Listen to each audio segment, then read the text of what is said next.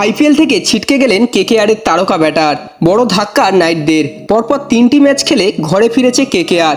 বাংলার নতুন বছরে ইডেন গার্ডেন্সে লগ্ন সুপার জায়ান্টসের বিরুদ্ধে নামবে কলকাতা নাইট রাইডার্স। তার আগেই তারকা ক্রিকেটারকে নিয়েই চিন্তা। পরপর 3টি ম্যাচ খেলে ঘরে ফিরেছে কেকেআর। সিএসকের বিরুদ্ধে হারের পর জয়ে ফিরতে মরিয়া নাইটরা। তবে এলএসজির বিরুদ্ধে নামার আগে কেকেআরের সহ অধিনায়ক তথা তারকা ব্যাটার নীতিশ রানার চোট নিয়ে কিছুতেই কমছে না নাইট টিম ম্যানেজমেন্টের। লখনৌ ম্যাচেও নীতিশের দলে ফেরার সম্ভাবনা নেই বলা চলে। শুধু লখনৌ ম্যাচে নয়, কেকেআর অনুশীলনে নীতিশ রানাকে যেভাবে দেখা যাচ্ছে তাতে প্রশ্ন উঠতে শুরু করেছে আইপিএল থেকে ছিটকে গেলেন তিনি আদৌ ফিরবেন কিনা তা নিয়ে বেঁধেছে সংশয়। হায়দ্রাবাদের বিরুদ্ধে ম্যাচে একটি ক্যাচ ধরতে গিয়ে চোট পেয়েছিলেন নীতিশ রানা। তারপর থেকে আর খেলতে দেখা যায়নি তাকে।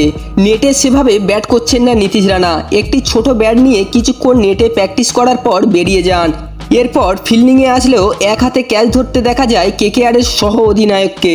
ফলে নীতিশ রানা কবে ফের ম্যাচে ফিরবেন তা সম্পর্কে সঠিকভাবে এখনও কিছু জানা যায়নি।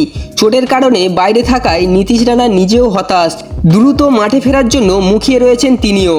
তো বন্ধুরা, কলকাতার সহ অধিনায়ক নীতিশ রানা কামব্যাক করলে দলের জন্য কতটা গুরুত্বপূর্ণ আপনারা কমেন্ট করে জানাবেন। ভিডিওটি ভালো লাগলে একটা লাইক দিয়ে দেবেন এবং ক্রিকেটের সমস্ত নিউজ দ্রুত পাওয়ার জন্য চ্যানেলটিকে অবশ্যই সাবস্ক্রাইব করে দেবেন।